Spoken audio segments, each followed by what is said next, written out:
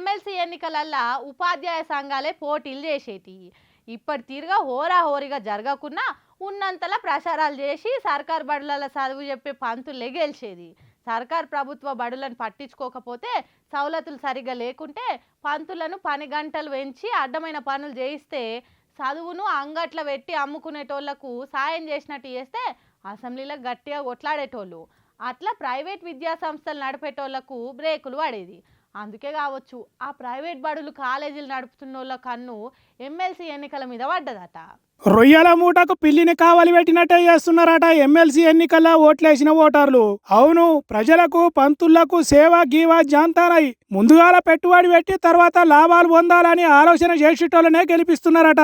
విద్య వైద్యం ఉచితంగా అందియాలే అని కొట్లాడేటోళ్ళు కాదు, అదే విద్యను అద్దాల మేడల్లో పెట్టి అక్షరాలను అమ్ముకొని సొమ్ము చేసుకునేటోళ్ళనే ఎమ్మెల్సీలుగా చేస్తున్నారట చదువుకున్న పంతులు. ప్రైవేట్ విద్యా సంస్థలు నడిపేటోళ్ళు ఎమ్మెల్సీగా గెలిచినాక ఉచిత విద్యను కాపాడటానికి, ఉపాధ్యాయుల హక్కులు రక్షించటానికి గట్టి అంటే మస్తు గట్టిగా కొట్లాడతారన్నట్టు. విద్య పేరుతోని సామాన్యుల రక్తం పీలుస్తున్నారు, పెద్ద పెద్ద విద్యా సంస్థలు నడుపుతున్నారు, కోటాను కోట్లు సంపాదిస్తున్నారు, విద్యను అంగట్ల అర్రాసేసి అమ్ముతున్నారు. కాబట్టి వాళ్ళే మాకు న్యాయం చేస్తారు అన్నట్టు నమ్మినరట పంతులు. అందుకే కావచ్చు ఓట్లేసి గెలిపించింది. ప్రైవేటు బడులు కాలేజీలు నడుపుతున్న వాళ్ళే సర్కారు బడులు చక్కగా నడవాలి, అక్కడ సర్కారు అన్ని సౌలతులు కల్పించాలి అని గొంతు బొంగురు బోంగా మండలిలో మాట్లాడతారన్నట్టు.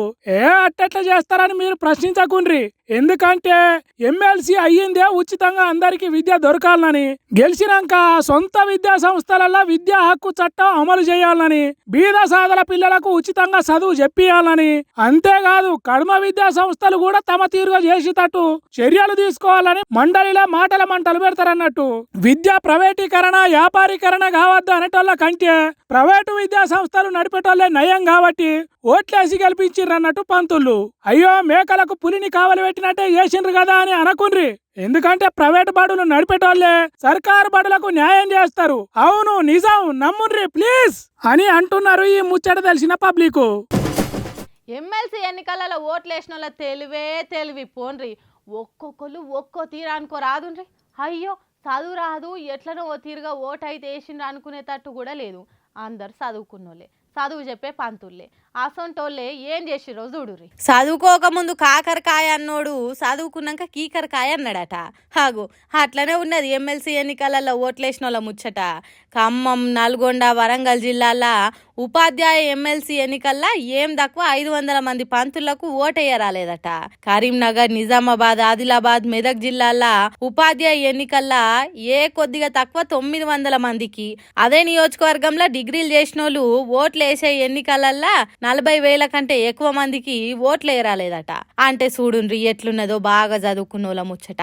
పోటీ చేసిన వాళ్ళ గుర్తుల మీద నంబర్లు రాయకుండా గుండాలు పెట్టిండ్రట, కొంతమంది సంతకాలు పెట్టిండ్రట, ఇంకొందరు ఒక్క గుర్తు మీదనే 1, 2, 3 అని నంబర్లు వేసిండ్రట. మరికొందరు కాంగ్రెస్ సర్కార్ ఇచ్చిన 6 గ్యారెంటీలు ఏమైనాయి అని రాసుకొచ్చిండ్రట. సరే ఏదో ఓ తీరుగా నిరసన తెలిపిన వాళ్ళని పక్కకు పెడితే చదువుకున్న పంతులకు, డిగ్రీలు చేసిన పిల్లగాన్లకు ఓట్లు వేయరాకుంటే ఎట్లా? ఎన్నికల నోటిఫికేషన్ వచ్చినప్పటి నుంచి ఓట్లు ఎట్లేయాలి, బ్యాలెట్ పేపర్ ఎట్లా మలవాలని అటు పార్టీలు, ఇటు సోషల్ మీడియా, టీవీలు, పేపర్లు పొద్దుగాల లేస్తే చెప్పిందే చెప్పి చెవులు గుయ్యి అనేటట్టు మొత్తుకున్నాయి. అయినా తప్పు ఓటేసిండ్రంటే వాళ్ళను పంతులని ఎట్లా అనాలి? వాళ్ళు పిల్లలకు చక్కని చదువు చెప్తున్నారంటే ఎట్లా నమ్మాలి? డిగ్రీలు చేసిన వాళ్ళ ముచ్చటైతే ఇంకా చిత్రము. అసలు కొంతమందికి ఎమ్మెల్సీ ఎన్నికల్లో వాళ్ళకే ఎందుకు ఓటు ఉంటదనే తెలుసో తెలియదో అంటున్నారు. వీళ్ళకన్నా ఏలు ముద్దర వేసేటోళ్ళు నయం కదా. అట్లా వచ్చిరాని ఓట్లు గుర్తుల మీద గుద్దే వరకు అభ్యర్థుల గుండెల్లో గుబులు పుట్టిందట. కౌంటింగ్ సెంటర్లా చెమటలు పట్టినాయట. మురిగిపోయిన ఓట్లే మా కొంపలు ముంచుతాయా ఏంది అన్నట్టు భయపడ్డారట. ఇగో గిట్లున్నది అతిపెద్ద ప్రజాస్వామ్య దేశంలా పెద్ద పెద్ద చదువులు చదివిన పంతుళ్ళు, గ్రాడ్యుయేట్ల పనితనం అని అంటున్నారు ఈ ముచ్చట తెలిసిన చదువురాని పబ్లిక్ ఇప్పుడు.